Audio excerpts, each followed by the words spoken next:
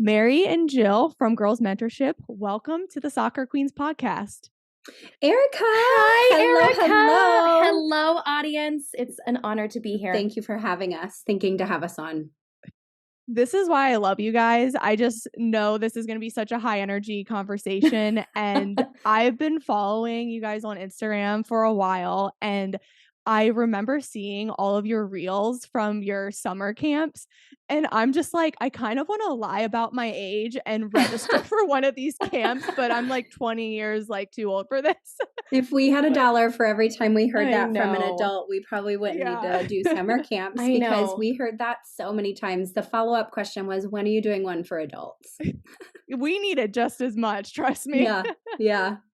So I love what you guys do, and we're going to get into all of it, but you mainly work with teenage and tween girls on self-esteem, confidence, leadership, pursuing their passions, being their authentic selves. I mean, just so many things that I feel girls need today and that maybe not necessarily we had growing up. So I'm just really curious, how did Girls Mentorship begin? Gosh, there's two sides to this story, I feel like.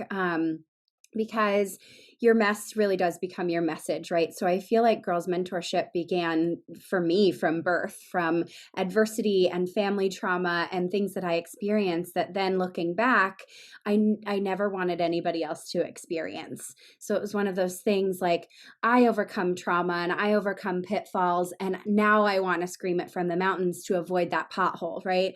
Don't go down that street. Like there's a better way.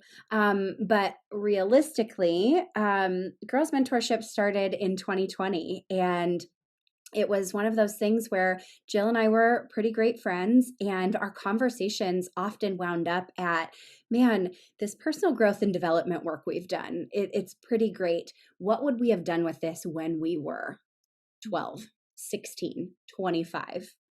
35 realistically, how would we have been better served? Would we have gotten over that breakup faster? Would we have, done that stupid thing that we did? The answer is probably yes, but would we have been able to pick ourselves up a little faster and actually not do that stupid thing again? And instead of just asking the question, instead of just having the conversation over and over and over again, we decided that 2020 was really the perfect time to test it out. Obviously, the whole world was shut down in a way that kept us from our normal everyday activities. And as adults, we could kind of reconcile why. Kids had a harder time understanding why I couldn't go to school, why I couldn't see my friends, why do I have to wear a mask, why am I not going to soccer practice? They had all of these questions, and forcing them to do a complete 180 did a number on those things that you just mentioned: their confidence, their self-esteem. Anxiety went through the roof, depression went through the roof. And the minute we launched our business, the minute we push post on that first Instagram post, was very clear that it was desperately needed, because we had people coming out of the woodworks in terms of them wanting us to work with their daughter, mainly one-on-one, because they needed the additional attention. And from there, I mean, we've ebbed, we've flowed, we've pivoted, we've thrown fettuccine and ravioli against the wall to see what sticks, what works, what is the best approach for how to deliver this type of material to the girls who are in desperate need of it. It's so interesting to look back on that time because there were so many girls then who just wanted to see their friends again, who wanted to be a part of a community, and all that was taken away from them. And then even during that time, like I was the busiest I ever was because they weren't getting things like movement and just play. Right. And it's like one of those things that they just need for their mental health. And now Exactly. that COVID's kind of passed and we're out of the worst of it and school's back and things are kind of back to normal, do you still see girls struggling with certain issues, and what are they? 100%. And we are so pumped that we're almost 4 years, which is crazy to think that COVID is it's been 4 years, but we talk about it like it was yesterday. However, these girls and really kids in general that experienced COVID and like the lockdown, the isolation, that leaves a lasting impact because we don't realize how important it is to connect with human beings. We are built for connection. And when we take that away, we start to then form habits that give us connection, but it doesn't force us to do it face to face. So, what we're seeing now is girls, yes, are we getting back to where we once were? Yeah, but girls are struggling with certain skills that allow them to connect with other girls.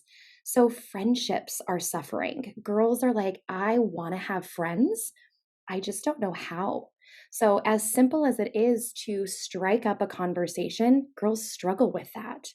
And confidence, like you said, it is something that we see that girls are starting not to compare themselves more, but they don't know how to understand what stirs up inside of them because they're like, okay, I'm feeling like I'm not enough. I'm feeling overwhelmed. I'm feeling anxious, but I need to put on a mask per se so that I can kind of fit in and belong. But really, I'm drowning inside. So this kind of false sense of confidence is something else that we're seeing. Well, and the false sense of confidence leading to the lack of communication skills. We don't know how to ask for help. We don't know necessarily that we can reach out to a trusted adult, mom, dad, mentor, coach, and ask for help because we are embarrassed or we don't have the communication skills Right. to verbalize what we're going through. Academic success is another thing, which is really hard because we're seeing, seventh graders at a third and fourth grade level, and we're not doing a whole lot about it.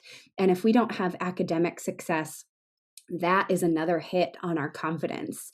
If we don't know how to move forward with certain things, yet we're continuing to go grade by grade, falling further and further behind, that paints an entirely different picture of a lack of confidence that our youth are experiencing right now. And those transition periods. So if you were going from eighth to ninth grade, so middle to high school, or elementary to middle school at that point in time, you really got the short end of the stick because you didn't have that normal integration period, right? I remember having freshman orientation where we got to tour the school and meet our teachers and our counselors and get an introduction and see body language.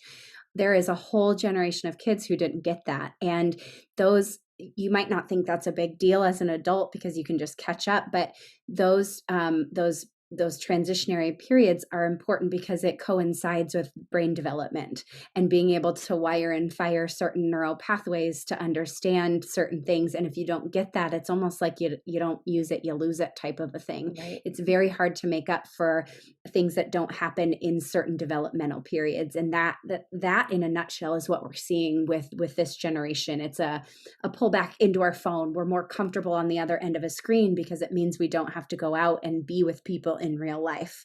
It means we don't have to interact. We don't have to order our Starbucks. I can just get on my app and I can get it to the counter. I don't have to say anything to anybody because I don't know how. And if I'm forced to do that, anxiety pops up. I don't even know how to find the words to do the thing.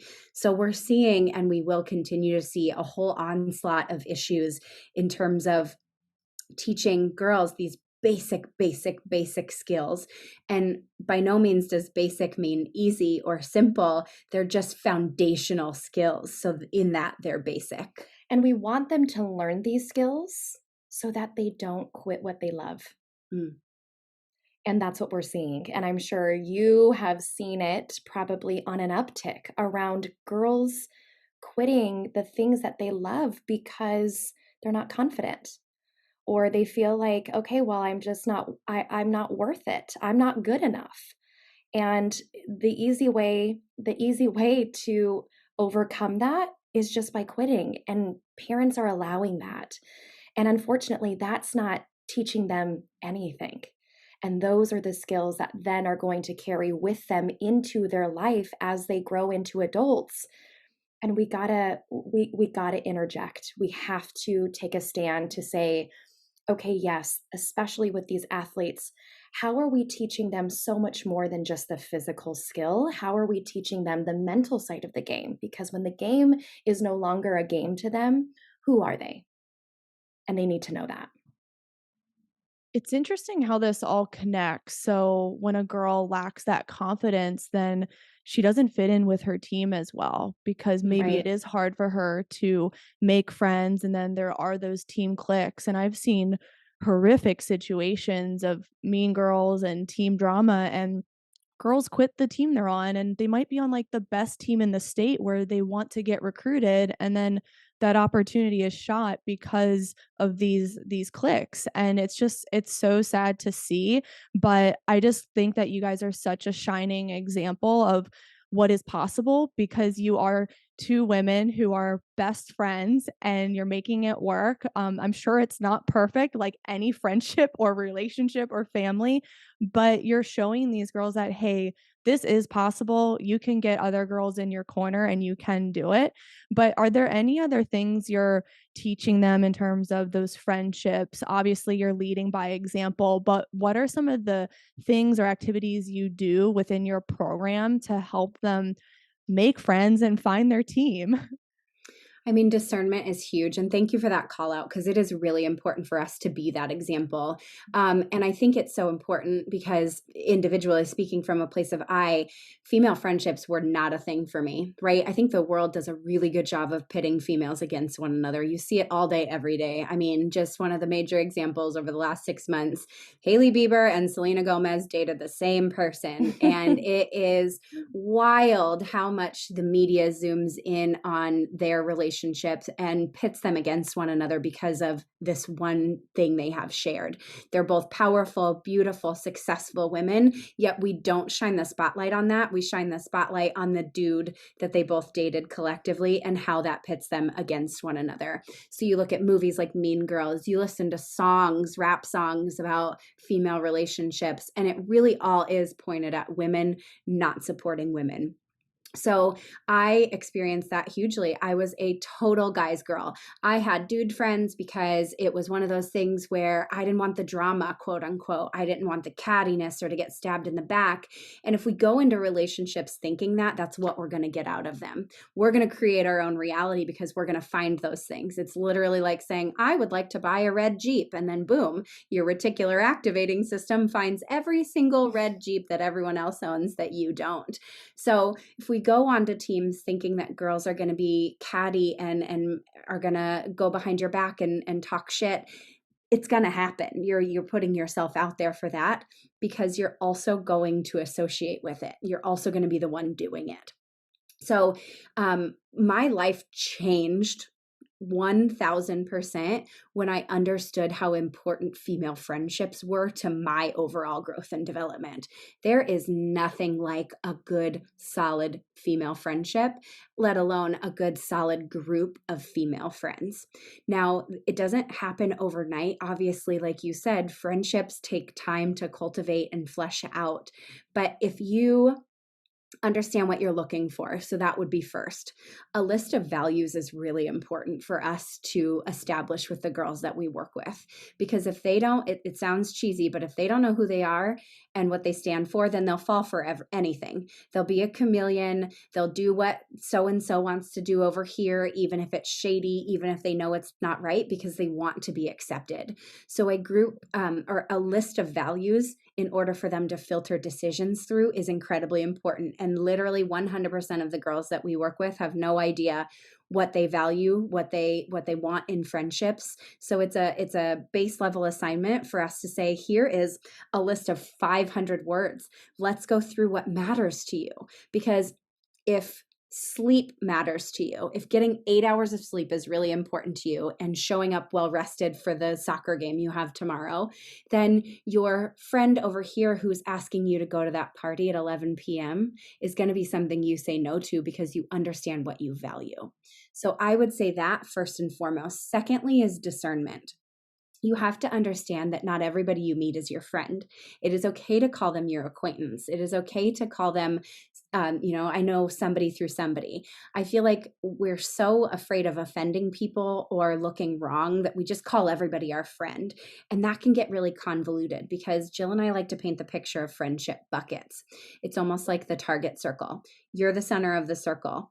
That circle that's touching that center of the circle, those are your primary friends. Those are the friends who you can tell things to, who Your aren't going to secret go, yeah, keepers. your secret keepers, who aren't going to go and be the vent.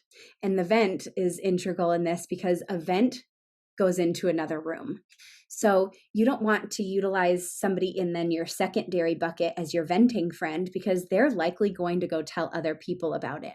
And it doesn't say anything about them not being able to keep your secret, but we often forget that secrets are kind of heavy. So, have we asked somebody if they're willing to keep our secret? Hey, I have this news that I need to share. And if you're not okay keeping it, I understand that because that's a big responsibility. Please let me know before I share it because I'll share it with somebody else who is willing to keep it.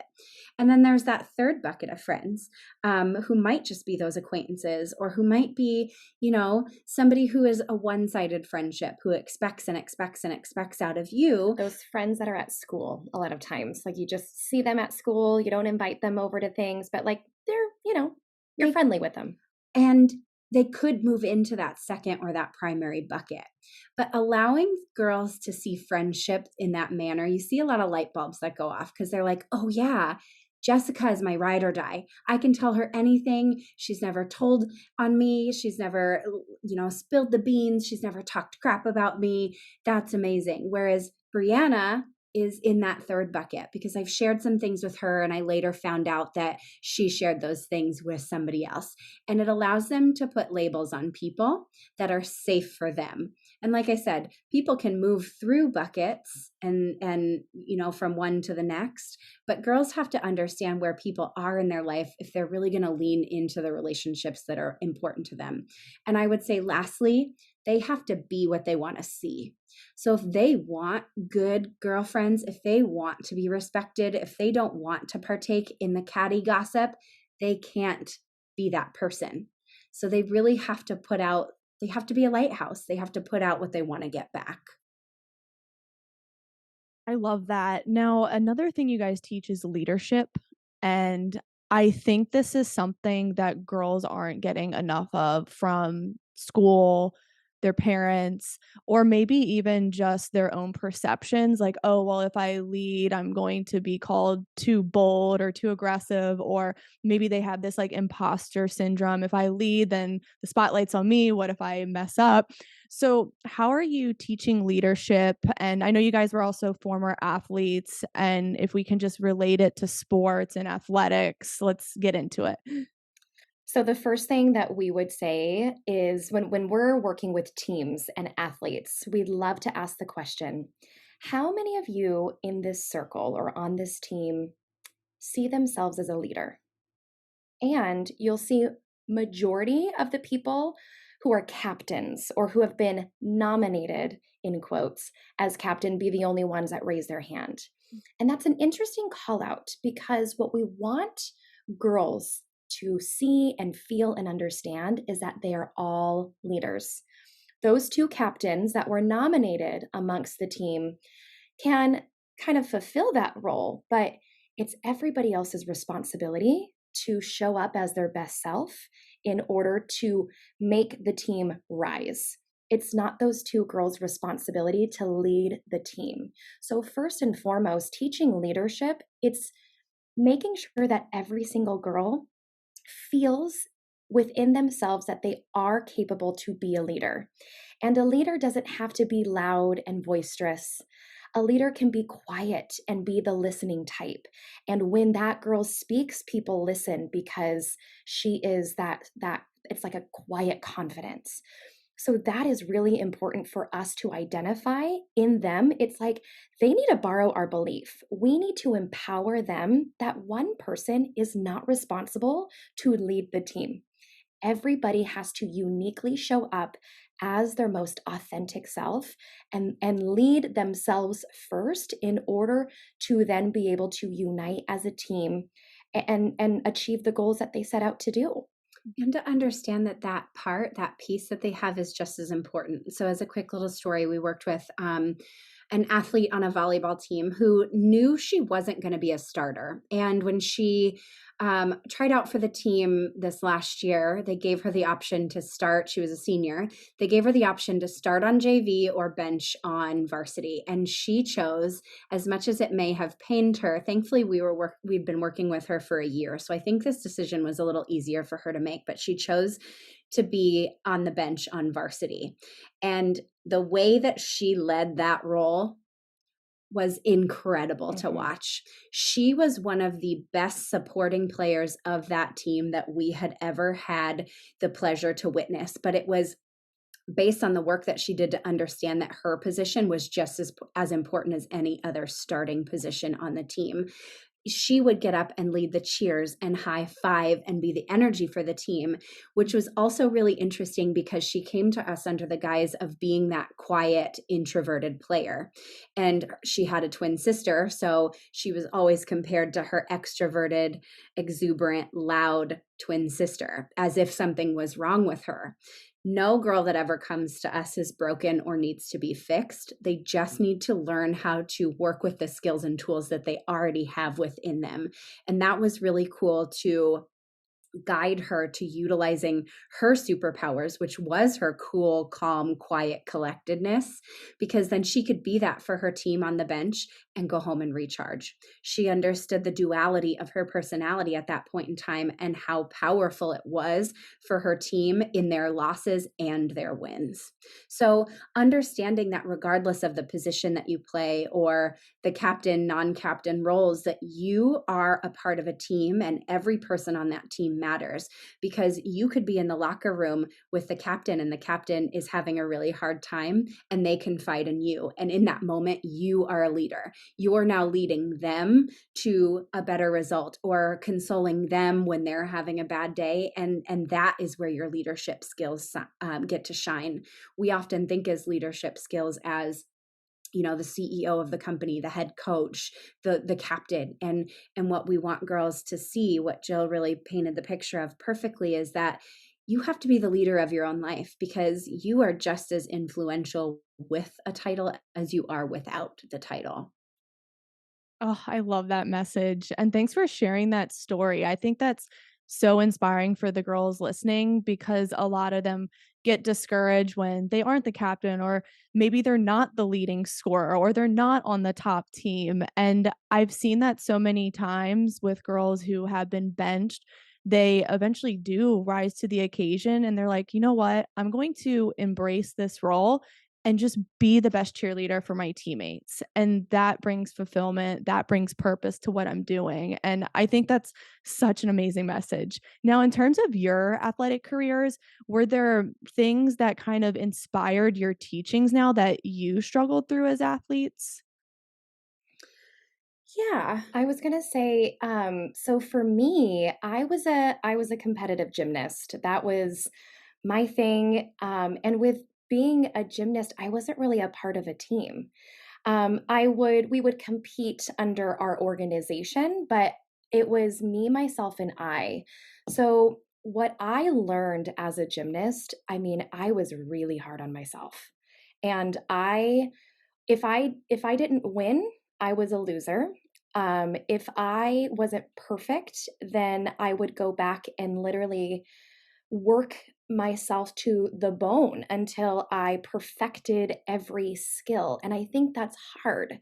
I didn't have anyone telling me that mistakes are okay, they're part of the process. I was judged for every little thing, an unpointed toe, if I fell, if I, whatever it was solely on me. I didn't have anyone else to blame but myself. And that was confronting. And there were moments of really dark times because I didn't know, um like if I didn't perform my best, I didn't have anyone besides my mom and my dad. But sometimes you're like, all right, got it, mom, like thanks for thinking I'm wonderful. But I didn't have anyone to help me navigate those feelings so that I wouldn't feel them again and self sabotage, because I was then in my head. I was in my head about certain things, and then me not being present in my body then made me make more mistakes. And then it was the spiral. It kept happening. So what I learned through me being a competitive gymnast was I desperately needed this mental work around this. I mean, because I was the one who was literally, I was either great or I wasn't. And I was the one in my own head and getting in my own way. And I needed someone to help me. And it wasn't until um, in my 20s that I really started to like have those aha moments of like, wow, if only. But the beautiful thing, this whole hindsight is 2020, is I get to be that for girls now. I get to be who I desperately needed when I was an athlete. Well, and I think that speaks volumes of coaching too. We can't put so much pressure on coaches to be everything for their athletes either. And I think that's why this work matters so much is we get to link arms with coaches and fill blind spots for them in terms of they're good. They are so good at teaching this skill. Maybe they don't have the capacity to work on the mindset. Maybe they're learning from their predecessor on how to motivate girls, and it might not be working, right? We've worked with a lot of girls who remember one thing a coach said, and that one thing is not a great thing, and it made them, quit their sport or have a body image issue about themselves. And I think that's a lot of pressure to put on coaches in terms of say the right thing, do the right thing, be worried about their mental health, be worried about their physical health, get their reps in, make sure they're getting enough sleep. Teams do need to do a better job of linking arms with more mental performance coaches as well, so they can be equally stacked on both ends of the line in terms of they've got their skill down, they've put in the reps here, but man, their mindset is on lock too. So just, I want to call that out Mm-hmm. because it's like, we could look at a coach in Jill's situation and be like, well, why was she yelling at her toe not pointed when clearly this girl was struggling? They don't have the tools. They weren't trained in Right. that either. It feels like newer work. Mm-hmm. That's a good call out. Yeah. Now, I want you guys to just wrap this up with a bow on top and talk about how we can work with you. I know I want to work with you, but do you do anything virtually? I know you're in Arizona, or do we all have to fly out there to Scottsdale where strip malls are a thing? And I how do Yes. mean, we do this? right now it's about 80 degrees, Oh, low 80s, beautiful. high Not 70s. 105. So Yeah. get out here. No, we had a very hot summer, so I wouldn't suggest coming out from the months of, June to 2 weeks October. ago, October.